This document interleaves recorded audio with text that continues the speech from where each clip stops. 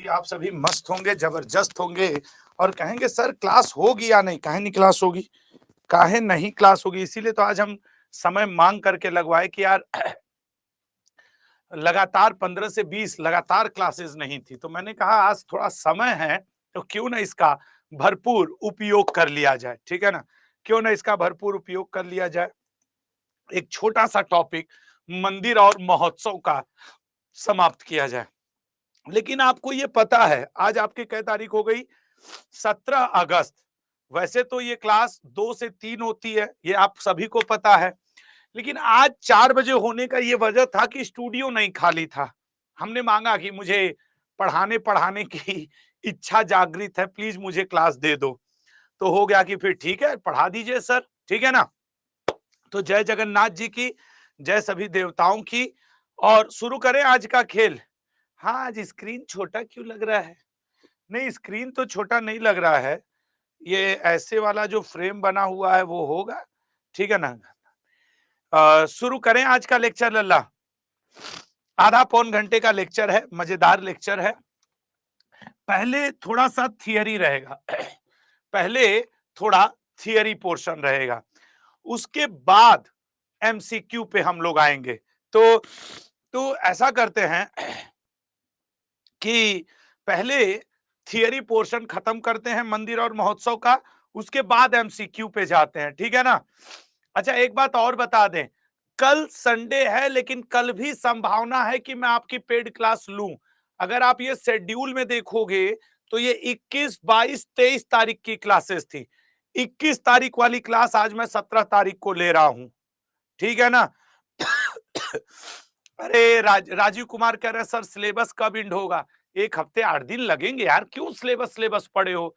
अभी 30 सितंबर को एग्जाम है वरदान का, अरे आपके एमटीएस का, नेक्स्ट मंथ में एग्जाम है आपके सीजीएल का, अगर डेट आ गई तो आरपीएफ का।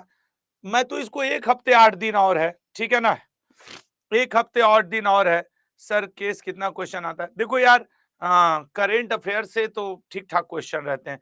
अब मैं ये करूं, एक लड़का लिख रहा है सर बुक आ गई, अरे वाह बहुत बढ़िया, बधाई हो सर। अब मैं शुरू कर रहा हूं, ठीक है ना। अब मैं शुरू करूं मंदिर और महोत्सव। तो याद रखिएगा, ये मैं आपकी 21 तारीख, ये 21 अगस्त की क्लास, ठीक है ना, 21 अगस्त की जगह आज 17 अगस्त को क्लास हो रही है। रीजन है मैं आप लोगों को खाली बैठा हुआ था, 17 अगस्त क्लास चल रही है। नहीं, कई लोग कंफ्यूज हो जाएंगे, क्लास चल रही है। हाँ, नहीं कई लोग कंफ्यूज हो जाएंगे गुरु जी, तो लो बढ़िया लिख दिए। चूंकि छुट्टी है यार, शनिवार है, क्यों ना पढ़ ले। बल्कि मैं तो सोच रहा हूं 22 तारीख वाली भी कल 18 अगस्त को कर दूंगा। संडे दिन भर क्यों बैठे रहोगे? एड्रेस गलत नहीं बता रहा है, उसको कंफर्म करके आगे बढ़ो, एक बार अपने आप को चेक कर लो एड्रेस में बुक लेते समय। तो शुरू करते हैं, आपके कमेंट हटाने जा रहा हूं। पहले मैं थियरी पढ़ाऊंगा, उसके बाद एमसीक्यू पे आऊंगा, ठीक है ना। पहले थियरी फिर एमसीक्यू। चलिए आपके कमेंट ऑफ कर रहा हूं मैं, आपके कमेंट ऑफ कर रहा हूं मैं, ऑफ कर दिया है मैंने आपका कमेंट। तो अब आप कमेंट थोड़ी देर नहीं कर पाएंगे। तो अब चलो, अब मैं आपको पढ़ाता हूं मंदिर और महोत्सव। मंदिर और महोत्सव प्रमुख रूप से जिस समय गुप्त वंश चल रहा था भारत में, अगर आप मंदिर का इतिहास देखोगे, मंदिर का, तो मंदिर का इतिहास गुप्त काल के समय से शुरू होता है। भारत में मंदिर बनाने की जो कला, मंदिर बनाने की कला, ये art of making temple started from गुप्त डायनेस्टी। गुप्त वंश के जो लोग थे मुख्य तौर पे एंशिएंट हिस्ट्री में ये वैष्णव धर्म को मानते थे, विष्णु जी की पूजा करते थे। तो इनके गुप्त काल का एक हिस्टोरिकल बैकग्राउंड आपको बता रहा हूं। गुप्त काल के समय एक कॉन्सेप्ट आया अवतारवाद, ये कई बार ऐसे भी पूछ देता है अवतारवाद। तो जो अवतारवाद का सिद्धांत है, ये क्या होता है सर अवतारवाद? थियरी ऑफ अवतारवाद क्या है? जैसे भगवान राम विष्णु भगवान जी के अवतार हैं, या हनुमान जी शंकर जी के अवतार हैं, या शेषनाग का अवतार जो आपके बलराम जी हैं, श्री कृष्ण जी विष्णु जी के अवतार हैं। ये जो अवतारवाद का सिद्धांत है वो गुप्त काल के समय आया और उस समय भारत में मंदिर बनाने की सबसे बड़ी कला विकसित होने लगी। तो जब गुप्त काल आया तो भारत में 3 तरीके की मुख्य मंदिर बनाने की शैली विकसित हुई। एक शैली को कहा गया नागर शैली, जो मुख्य रूप से उत्तर भारत के साइड फैली थी।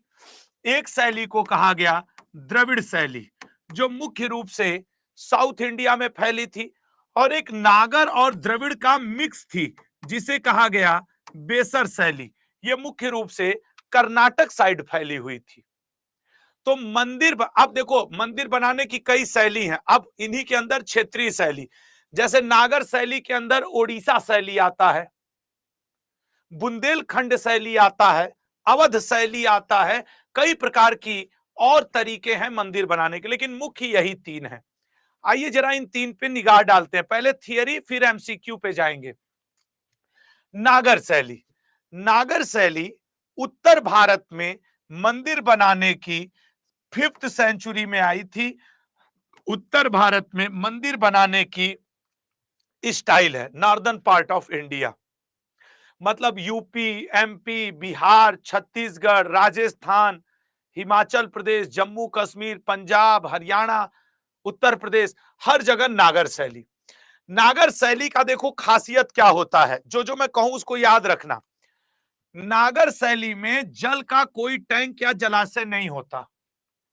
आप उत्तर भारत के किसी मंदिर में जाओ, बड़ी मंदिर को जरा सोचना, क्या मंदिर के अंदर, मंदिर परिसर के अंदर खास करके तुमने कोई नदी तालाब देखा है? नहीं देखा होगा। दूसरी बात, नागर शैली में जो ऊपर की तरफ से मंदिर बना, तो ये जो ऊपर की तरफ शिखर होता है, ठीक है ना, उसे आमलक कहा जाता है। ये आपके पेपर में कई बार आ चुका है कि आमलक क्या है। नागर शैली में जो मंदिरों का ऊपर का शिखर होता है उसे हम लोग आमलक, क्षैतिज नाली युक्त चक्र की तरह संरचना होती है, आमलक कहा जाता है नागर शैली में, ठीक है ना।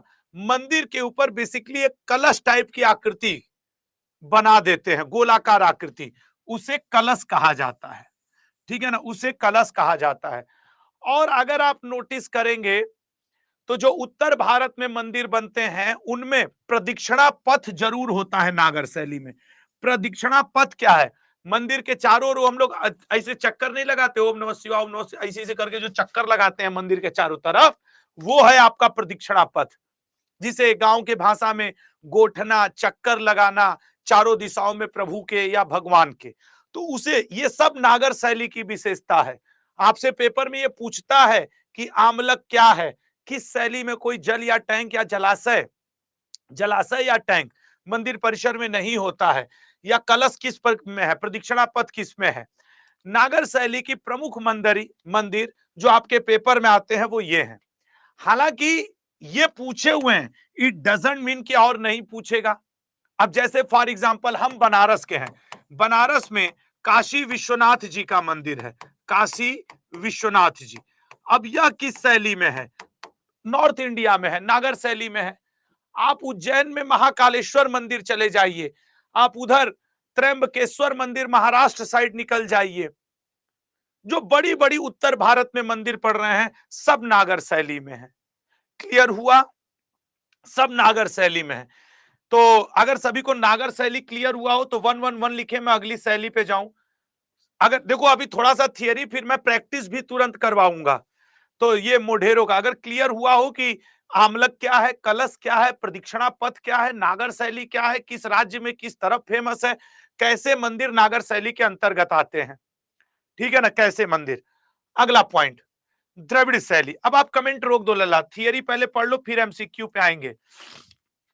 द्रविड़ शैली, द्रविड़ शैली जैसा कि मैंने आपसे पहले ही कहा, अगर मैं ये कहूं कि यह मुख्य तौर पे दक्षिण भारत साइड फैले हुए थे, मुख्य तौर पे दक्षिण भारत साइड फैले हुए थे, तो आप क्या कहेंगे? क्योंकि ये कृष्णा नदी और कुमार अंतरीप, मतलब उधर कन्याकुमारी साइड ये फैले हुए थे। मुख्य रूप से द्रविड़ शैली को महेंद्र वर्मन, पल्लव शासक महेंद्र वर्मन ने विकसित करवाया था, ठीक है ना। महेंद्र वर्मन ने मुख्य रूप से इसको विकसित करवाया था, द्रविड़ शैली को, मंदिर बनाने की कला। अब इस महेंद्र वर्मन के द्वारा शुरू की गई ये जो एक कला थी, हालांकि इनसे पहले से थी, लेकिन एक चीज होता है ना कि फेमस किसके समय हुई, तो फेमस इसी के समय हुई थी, ठीक है ना, फेमस इसी के समय हुई थी, ये बात आप याद रखेंगे। अच्छा आइए जरा देखते हैं ये द्रविड़ शैली की कुछ विशेषता। जब आप द्रविड़ शैली के मंदिरों में जाओगे तो खूब बड़ा सा गेट रहेगा। ये जो गेट होगा द्रविड़ शैली के मंदिरों का, उसको कहा जाता है गोपुरम, ठीक है ना, उसको कहा जाता है गोपुरम। मंदिर परिसर, जब भी आप द्रविड़ शैली के मंदिर में जाओगे तो एक बीच में मेन मंदिर होगा, द्रविड़ शैली में मेन मंदिर होगा या गर्भगृह, और इसके चारों तरफ 4 गौड़ मंदिर होंगे, छोटे छोटे स्मॉल मंदिर जरूर बने होंगे, ठीक है ना। मतलब आप इनको कह सकते हो छोटे मंदिर, यहां पे छोटे मंदिर, ऐसे जो मंदिर हैं जो small temple small temple small temple, ये जो है ये द्रविड़ स्टाइल है। और इनकी मंदिरों के दीवारों पर देवी देवता बने रहते हैं, देवी देवता मंदिरों के दीवारों पर भी बने होते हैं। और जो गेट होता है इसका, इस गेट को क्या कहा जाता है, गोपुरम कहा जाता है, गोपुरम। आपने देखा होगा साउथ इंडिया की बहुत सारी मंदिरों को, याद रखना कि ये जो द्रविड़ शैली के मंदिरों में पिरामिड नुमा शिखर होते हैं, पिरामिड नुमा, जो घुमावदार नहीं बल्कि ऊपर की ओर सीधे होते हैं पिरामिड की तरह। और इन शिखर को, द्रविड़ शैली वाले शिखर को क्या कहते हो, विमान कहा जाता है। जबकि आप अभी नागर शैली में जब पढ़े तो आपने आमलक शब्द पढ़ा, कलश शब्द पढ़ा, यहां पे आप क्या पढ़ रहे हो, गोपुरम, बड़े बड़े गेटों को, विमान शब्द, जो ऊपर के शिखर हैं उनको विमान कहा जा रहा है। अच्छा, द्रविड़ शैली, द्रविड़ शैली में हमेशा याद रखिएगा कि नागर मंदिरों की तरह गोलाकार नहीं होते, ये सीधे होते हैं। अच्छा, द्रविड़ शैली की मुख्य मंदिरों की खासियत जरा देखते हैं। एक सभा हॉल गर्भगृह से एक गलियारे से जुड़ा होता है जिसे अंतराल कहा जाता है।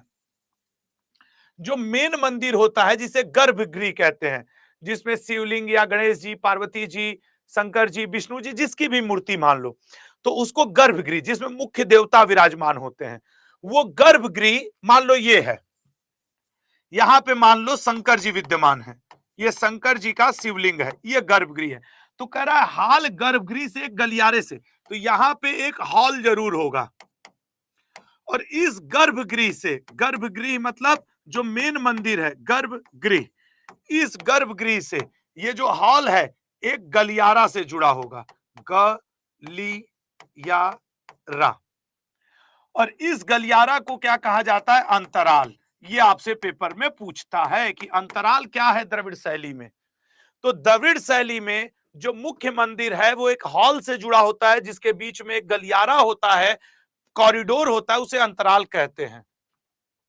और एक बात और, जो ये गर्भगृह है, जो ये गर्भगृह है, प्रवेश द्वार पर द्वारपाल, मिथुन और यक्ष, यहां पे एक मूर्ति द्वारपाल की, यहां पे एक मूर्ति यक्ष की, और यहां पे एक मूर्ति साइड में जहां जगह मिल जाए वो आपके मिथुन की जरूर होती है।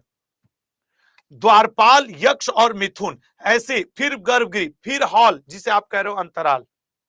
अच्छा, मंदिर के अंदर निश्चित तौर पे एक टैंक होगा, पानी का टैंक होगा मंदिर के अंदर, जबकि याद करो नागर शैली में ऐसा कोई टैंक नहीं होता है। खास करके उत्तर भारत में नागर शैली है। आप कोई मंदिर सोचो जो बड़ी प्रसिद्ध पुरानी मंदिर हो, उसमें मंदिर के अंदर ही एक तालाब हो, बड़ा सा टैंक बनाया गया, ऐसा नहीं है। जैसे मैंने जिन मंदिरों को देखा, जैसे मैं बनारस से हूं, काशी विश्वनाथ मंदिर, कोई टैंक अंदर नहीं है क्योंकि वो नागर शैली है, ठीक है ना। अगला पॉइंट, द्रविड़ शैली में बने प्रमुख मंदिर, तंजौर का बृहदेश्वर मंदिर, गंगईकोट चोलपुरम का मंदिर, ये सब उसके एग्जाम्पल हैं। और आपके पेपर में अक्सर तो यही पूछता रहता है, तंजौर का बृहदेश्वर मंदिर। अच्छा, द्रविड़ शैली क्लियर हुआ सभी को कि सर गोपुरम क्या है और आपके क्या कहा जाता है, शिखर क्या है, और यक्ष क्या है, द्वारपाल आपके खुले हुए हैं लल्ला, अंतराल क्या है, 111 लिखो अगर द्रविड़ का थियरी क्लियर हुआ हो तो। और सुनो, कल संडे है, मैं कल भी एक लेक्चर आपका सोच रहा हूं सीएम और गवर्नर का ले लूं, सही है ना? कल भी 1 घंटा पढ़ा दूं ना, 1 घंटा नहीं तो 40 मिनट पढ़ लो, क्योंकि रक्षाबंधन के दिन तो पढ़ाई होगी नहीं, वो दिन छुट्टी दे दूंगा। तो अगर आप लोग रेडी हो कि हाँ सर कल भी आप एक लेक्चर लगवा लीजिएगा, मैं जब भी लगवाऊंगा तो दोपहर में ही लगवाऊंगा। मुझे उम्मीद है 2 बजे से लेके 5 बजे के बीच में तुम लोग एक बार चेक जरूर कर लेना अपना, ठीक है ना? 2 बजे से एक बार चेक जरूर कर लेना लल्ला। कल मैं एक टॉपिक और पढ़ा दूं, सीएम गवर्नर, ये पूछता ही पूछता है ना मुख्यमंत्री, आधा पौन घंटा होगा लेकिन कर लेना, ठीक है ना? खैर, द्रविड़ शैली तो ये हो गया। अब आइएगा, ये तो इसका निर्माण ये हो गया। बेसर शैली, जो अगली इंपॉर्टेंट शैली है वो है बेसर। मैंने आपके कमेंट ऑफ कर दिए हैं, ठीक है ना? मैंने आपके कमेंट ऑफ कर दिए हैं। जो अगली है इंपॉर्टेंट, ठीक है ना?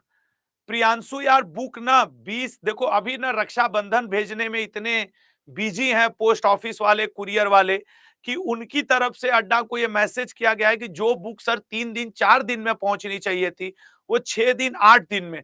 तुम देख लेना, लोगों का रक्षाबंधन भी टाइम पे नहीं पहुंचेगा। 19 को रक्षाबंधन है, कई लोग के घर 20 और 21 को जाएगा।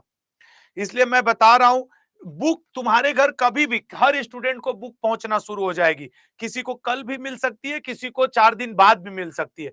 इसलिए मैं मान के चल रहा हूं कि 25 अगस्त लास्ट डेट होगी सबको बुक मिलने की। किसी को 22 को मिल जाएगी, किसी को 23 को मिलेगी, किसी को 21 को मिलेगी।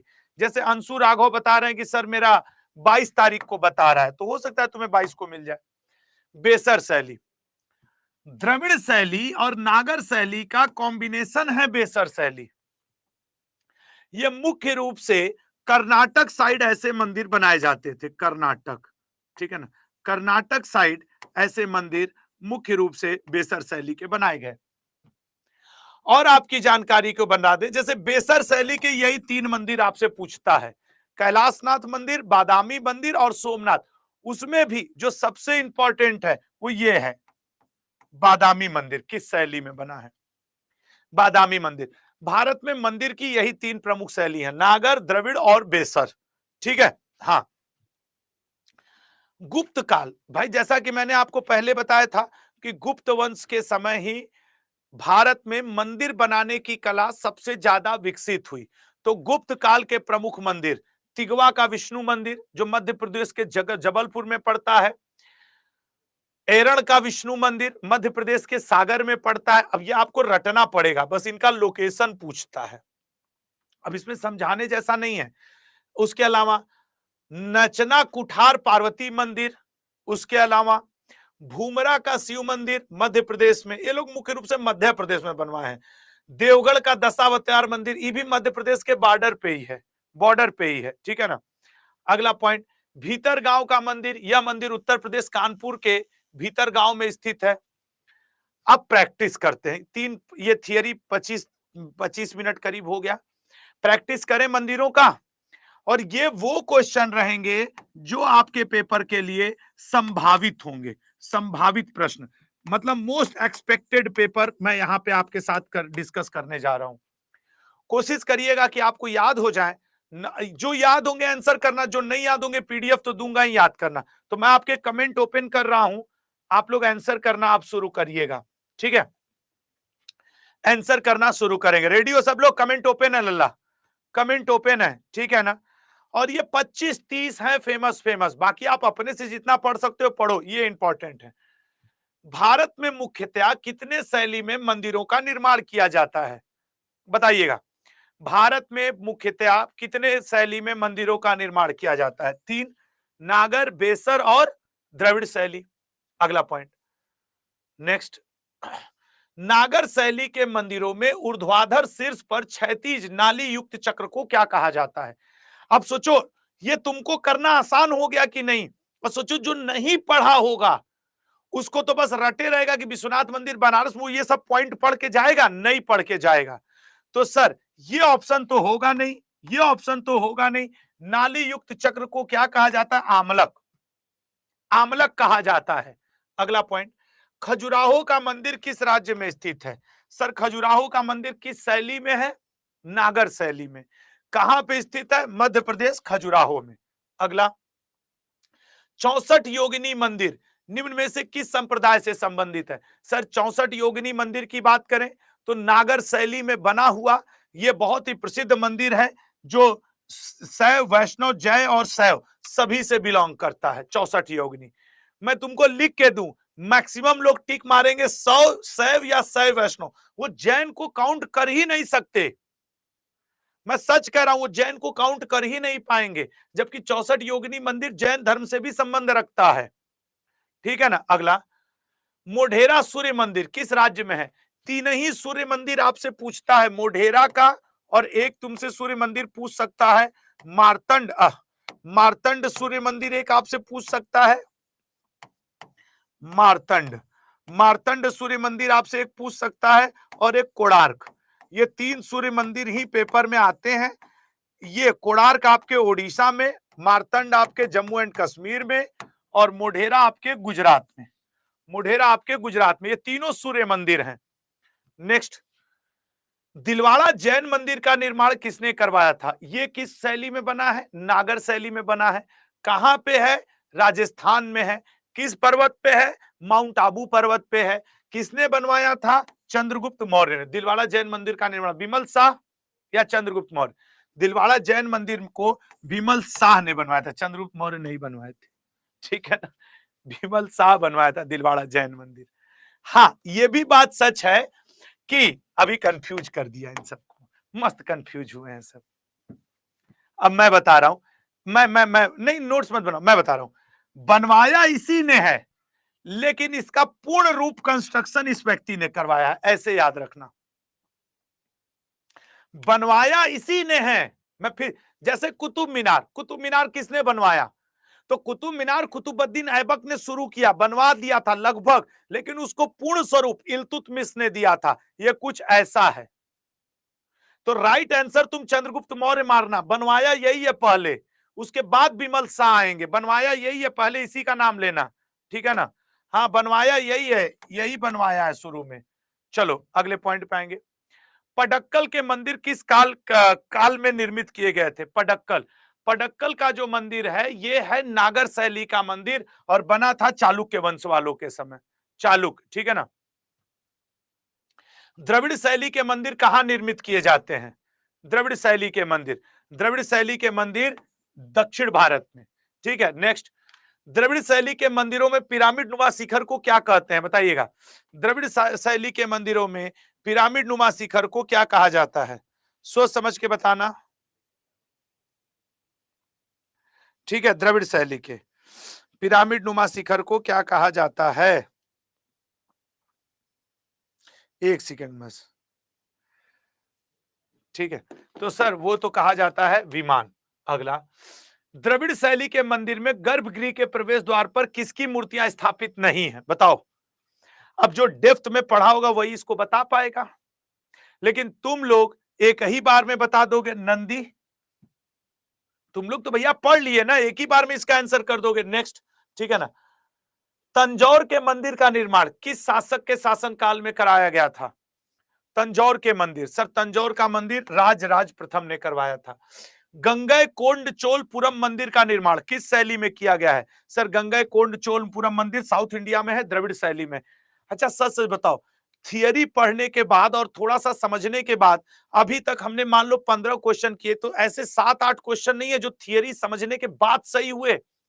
अगर ऐसा है तो 1-1 लिखो कि हाँ सर, जब आपने थोड़ा थियरी समझा दिया तो वो नहीं गोपुरम, आमलक, विमान, कलश गड़बड़ा जाता कि नहीं आज के पहले। तो लल्ला इसलिए थोड़ा ना ध्यान से करो, सब नंबर मिलेगा। निम्न में से कौन सा मंदिर बेसर शैली में निर्मित नहीं है? बताओ। सर देखिए, कंदरिया महादेव मंदिर नागर शैली में है, कैलाशनाथ, बादामी और सोमनाथपुरम तीनों बेसर शैली में है। रट गया होगा, रट गया है ना सभी को। अगला आ जाओ। भारत के किस राज्य में श्री ब्रह्मापुरीश्वर मंदिर स्थित है? भारत के किस राज्य में श्री ब्रह्मापुरीश्वर मंदिर स्थित है? आज का लेक्चर टेंपल वाला बहुत छोटा है और सीएम और गवर्नर वाला, तो रोने मत लगना कि अरे सर 50 मिनट। लल्ला ये कम कंटेंट का है तो इसमें मैं क्यों ही बोझाई से मंदिर समझाने लगूं ना तो 4 साल बीत जाए। खजुराहो के मंदिर का एक शानदार उदाहरण है। खजुराहो के मंदिर सर नागर शैली में है, मध्य प्रदेश में है, उत्तर भारत में है। अगला, निम्नलिखित में से कौन पूर्ण द्रविड़ शैली में बने मंदिर का प्रसिद्ध उदाहरण है? द्रविड़ शैली सर निश्चित तौर पे ये कैलाशनाथ मंदिर, चाहे कामाख्या मंदिर हो असम का, चाहे खजुराहो मंदिर हो, चाहे आपके कोणार्क, ये सब 3 के 3 नागर शैली में बने हैं। अगला, ओडिशा और पास के जिले के मंदिर वास्तुकला में मंदिर के शीर्ष पर दिखाई देने वाली पत्थर जैसी डिस्क क्या कहलाती है? अब बताओ क्या कहलाती है? ओडिशा मतलब ऑलमोस्ट नागर शैली, ओडिसी शैली जो है नागर शैली की ही सब शैली मानी जाती है, उसको क्या कहते हैं सर? आमलक कहते हैं। क्या कहते हैं लल्ला? आमलक। देखो बताने के बावजूद कई ठो गलत कह रहे हैं भाई। जब गोल आकृति मिलेगी तब ना कलश कहोगे। इसमें कहीं गोल आकृति का जिक्र किया है कि कुछ लोग कलश लिख रहे हैं? बस नालायक, ये जो 2-4 ठो कलश लिख रहे हैं, पागल हो गए हो क्या मेरे भाई? अगला, किस चोल शासक ने तंजौर में बृहदेश्वर, ये तो फिक्स क्वेश्चन है कि पूछता ही पूछता है, राजराज प्रथम, फ्री का नंबर है ये। नेक्स्ट, मुक्तेश्वर मंदिर 10वीं शताब्दी का हिंदू मंदिर है जो शिव को समर्पित है, कहां स्थित है मुक्तेश्वर मंदिर? बताओ मेरे भाई। मुक्तेश्वर मंदिर सर, मुक्तेश्वर मंदिर ओडिशा में स्थित है। कहां स्थित है मेरे भाई? तो ओडिशा में। इरावतनेश्वर मंदिर भारत के किस राज्य में स्थित है? इरावतनेश्वर मंदिर भारत के सर, इरावतनेश्वर मंदिर तमिलनाडु। ये संभावित भी दे रहा हूं, इसकी पीडीएफ अपने पास रखना, थोड़ी देर बाद पीडीएफ अपलोड हो जाएगी पेड बैच में। निम्नलिखित चोल शासकों में से किसने तंजावुर में निशुंभ सुदनी देवी का निर्माण किया था? निशुंभ देवी का मंदिर विजयलाल, विजयालय, विजयालय ये आपके चोल वंश का संस्थापक था, इसने उपाधि ली थी नरकेसरी की। मध्य प्रदेश में खजुराहो मंदिर किस मंदिर वास्तुकला का एग्जाम? मध्य प्रदेश है, मध्य भारत हो गया, उत्तर भारत सर नागर शैली, ठीक है ना, नागर शैली। अगले पे आ जाओगे, नागर शैली मतलब ये लिखा है तो ये तो साइलेंट है यार, एक उसके लिए क्या करोगे, ठीक है ना, ये साइलेंट है यहाँ पे। हाँ रंग दे नहीं, कुछ कहेंगे कि गुरुजी नगरा लिखा है, वो किसी के भी आपत्ति को तुम नहीं समझ सकते हो भाई। खैर अगला, निम्नलिखित में से कौन सा त्योहार गुवाहाटी के कामाख्या मंदिर से जुड़ा है? अंबुबाची, फिक्स क्वेश्चन है ये, अंबुबाची, ठीक है ना। एलोरा में किस प्रसिद्ध राष्ट्रकूट राजा ने कैलाश के राककट मंदिर का निर्माण करवाया था? राककट, तो राककट मंदिर का निर्माण राष्ट्रकूट राजा कृष्ण प्रथम ने। राष्ट्रकूटों का संस्थापक कौन था? हिस्ट्री में पूछता है, दांतेदुर्ग। और इनकी राजधानी कहां थी? मानेखेट, मानेखेट नाम की जगह राष्ट्रकूटों की राजधानी थी। उत्तर भारत में मंदिर वास्तुकला की लोकप्रिय शैली को क्या कहते हैं? सर नागर शैली कहते हैं, ठीक है ना। फिर देखो यही रंगना पड़ेगा, नागर शैली कहते हैं, ठीक है ना, क्योंकि ट्रांसलेट करो ना तो वो आ ही जाता है नगरा नागर वो, ठीक है ना, तो नागर शैली कहा जाता है, वो आप ध्यान रखें। ठीक है चलो अगले पॉइंट पे आते हैं। तंजावुर में बृहदेश्वर मंदिर भारत के सबसे बड़े मंदिरों में से एक, और यह किस अवधि के दौरान द्रविड़ वास्तुकला? सर आप हम लोग बात किए थे चोल के दौरान, चोल वंश के दौरान। मदन मोहन मंदिर एक केंद्रीय संरक्षित स्मारक है, भारत के किस राज्य में है? जो लोग इस क्लास को देख रहे हो याद रखना, ये संभावित पेपर भी है। जो मंदिर वाले 1-2 क्वेश्चन आपके पेपर में आते हैं ना, आप सिर्फ इस क्लास को ध्यान से देख के जाना, आपको वो शायद 1-2 नंबर मिल जाएगा प्रभु चाहेंगे तो, ठीक है ना। उत्तर प्रदेश मदन मोहन मंदिर। महाबोधि मंदिर एक प्राचीन बौद्ध मंदिर है, यह भारत के किस राज्य में स्थित है? सर ये तो रटे हुए हैं, बिहार में है, ठीक है ना। अब इस पे क्या समय दिया जाए? भारत के किस राज्य में बौद्ध गुफा मंदिर बराबर की गुफाएं? सर ये बराबर की गुफाएं वही हैं जहां कृष्ण, चौपार, विश्व झोपड़ी और सुदामा नाम से 4 गुफाएं हैं। आजीवक धर्म वालों के रहने के लिए अशोक ने बनवाया था, क्योंकि अशोक के पिता जो बिंदुसार थे वो आजीवक धर्म को मानने लगे थे। तो गया में है ये बिहार की गुफा, बराबर की गुफाएं। गया कहां पड़ता है? बिहार में। नगरा मंदिर में आमतौर पर वास्तुकला, नागर मंदिर में वास्तुकला, सर उत्तर भारत में नागर मंदिर। अगला, कोणार्क के सूर्य मंदिर का निर्माण किस राजा के शासनकाल में हुआ था? कोणार्क के सूर्य मंदिर का निर्माण, सर कोणार्क के सूर्य मंदिर का निर्माण नरसिंह देव प्रथम। टेराकोटा मंदिरों के लिए प्रसिद्ध विष्णुपुर निम्नलिखित में से किस राज्य में स्थित है? टेराकोटा मंदिरों के लिए प्रसिद्ध विष्णुपुर निम्नलिखित में से किस राज्य में स्थित है? विष्णुपुर स्थित है पश्चिम बंगाल में। अगला, एलोरा की गुफाओं में कितने मठ और मंदिर हैं? सर एलोरा की गुफाओं में 34।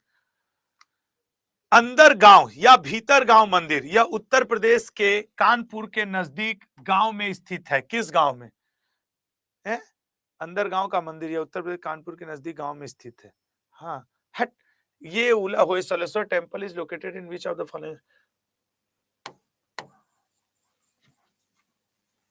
ये ठीक है ना। Hoysaleswara temple is located in which of the, Hoysaleswara मंदिर कहाँ है? कर्नाटक में है। एक्चुअली वो ये पूछना चाहता, मैं हिंदी वाला पढ़ा कंफ्यूज हो गया। निम्न में से किस राज्य में सबरीमाला श्री धर्म संस्थान है? सबरीमाला धर्म संस्थान केरल में है, ठीक है, केरल में। निम्नलिखित में से किस राज्य में श्री भ्रामरंबा मल्लिकार्जुन मंदिर स्थित है? बताओ, भ्रामरंबा मल्लिकार्जुन मंदिर, ठीक है ना, ये ए ऑप्शन आंध्र प्रदेश में स्थित है। कंदरिया महादेव मंदिर कहां है? सर मध्य प्रदेश में स्थित है, मध्य प्रदेश में खजुराहो में स्थित है। हरमिंदर साहब मंदिर, ये गलत हो गया था, हरमिंदर साहब अमृतसर, ये हम लोग एक दिन पढ़ रहे थे तो ये गलत हो गया था। शायद मैं परसों यूट्यूब पे पढ़ा रहा था तो ये क्वेश्चन आया था और तब ये गलत हुआ था और मुझे बड़ा दिक्कत हुआ था। अब भारत के प्रमुख महोत्सव जरा पढ़ो, महोत्सव का आप क्वेश्चन कुछ कर लिया जाए। एक्सपेक्टेड बताना, अब इनका बस, अब महोत्सव में कोई थियरी तो होता नहीं है, जैसे मंदिर में तो कुछ थियरी है भी, महोत्सव में क्या थियरी बताऊं? तो चलिए अगला करिएगा। नबन्ना नामक फसल उत्सव निम्न में से किस राज्य में मनाया जाता है? नबन्ना नामक फसल उत्सव निम्न में से किस राज्य में मनाया जाता है?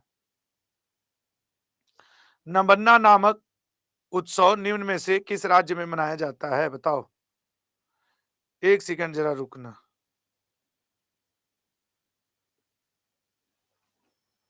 नबन्ना नामक, सर नबन्ना उत्सव मनाया जाता है पश्चिम बंगाल में। नेक्स्ट, बथुकम्मा नामक फूल उत्सव किस राज्य में? एक बार यही पूछ दिया था, बथुकम्मा कौन सा उत्सव है? खाने का, फूल का, सजावट का, किसका फूल उत्सव है बथुकम्मा? तेलंगाना में। नेक्स्ट, याओ सांग उत्सव किस राज्य में मनाया जाता है? याओ सांग उत्सव, सर याओ सांग उत्सव मणिपुर में। अगला, ऊंट का प्रसिद्ध व्यापार निम्न में से किस वार्षिक से संबंध है? पोंगल, पतंग, पुष्कर या कुंभ? सर पुष्कर मेला अजमेर में लगता है। बोहाग बिहू निम्न में से किस राज्य का प्रसिद्ध त्योहार है? बताओ, बोहाग बिहू। और इससे ज्यादा महोत्सव उत्सव अगर समय ना हो तो प्रैक्टिस मत करना, पर्याप्त क्वेश्चन है इसमें।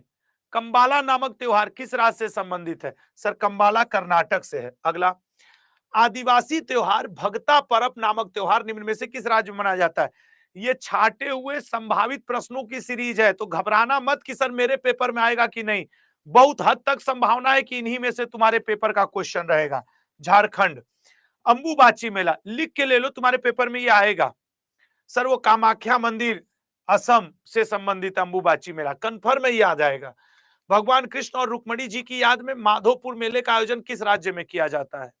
माधोपुर मेला, सर माधोपुर मेले का आयोजन गुजरात में। रंगोली बिहू, सर असम में। रंगोली बिहू, बोहाग बिहू सब असम में।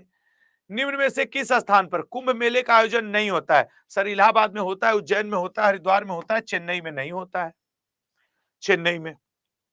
बाली तृतीय नामक उत्सव किस राज्य में मनाया जाता है? बाली तृतीय ओडिशा में, ठीक है।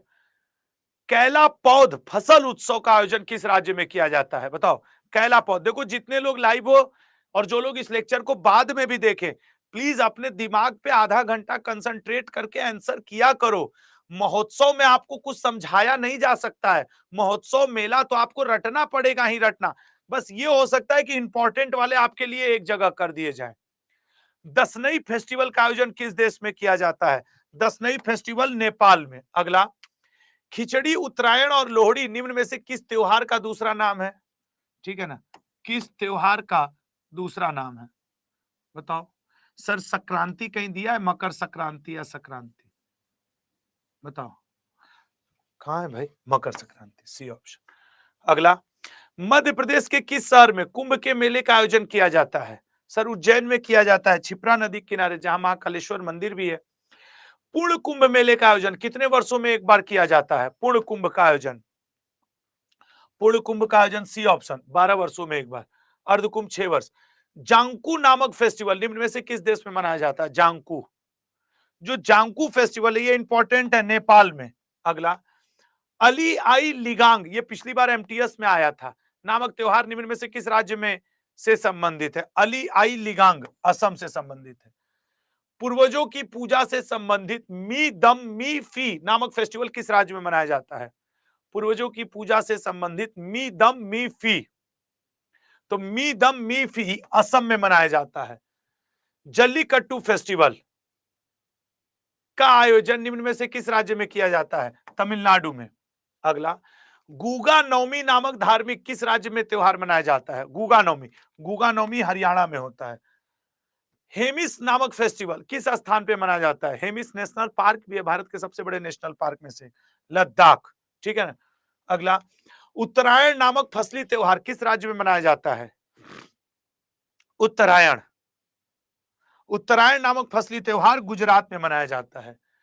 फसल की कटाई पर मनाए जाने वाला ओणम फेस्टिवल किस राज्य में मनाया जाता है? ओणम जो मनाया जाता है केरल में, ठीक है ना, केरल में। अगला, तो ये आपके 25 क्वेश्चन इसके। बस आज के लिए इतना ही। मैं उम्मीद करूंगा कि इसको आज, अच्छा एक बात याद रखना, कल संडे है लेकिन बावजूद इसके हम लोग इसको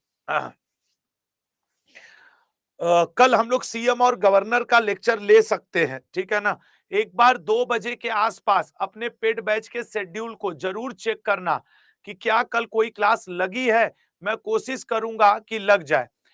कुछ स्टूडेंट्स मुझसे बुक के बारे में पूछ रहे हैं, मैं बुक के बारे में ये बता दूंगा कि बुक यार देखो रक्षाबंधन की वजह से जरूर ऐसे ये पहुंच जाती 2-4 दिनों में या 5 दिन में, लेकिन चूंकि इस समय डाकिया ना सबसे ज्यादा एक्टिव है कुरियर वाले रक्षाबंधन पहुंचाने में, और शायद ही आपको जेन्युइन प्रॉब्लम लगे, तो जो हमने पता किया है 20 तारीख से 25 तारीख के बीच में सभी के पास बुक पहुंच जाएगी। अब वो संभव है किसी के पास 25 को पहुंचे, किसी के पास 22 को, किसी के पास 20 को, किसी के पास 23 को, ठीक है ना। और पीडीएफ 1 घंटे बाद अपलोड करूंगा, वो जो एक क्वेश्चन गलत नहीं था उसको सुधरवा करके, ठीक है ना। जय हिंद, जय भारत। आज के लिए इतना ही। Thank you so much, bye bye, Jai Hind, जय भारत।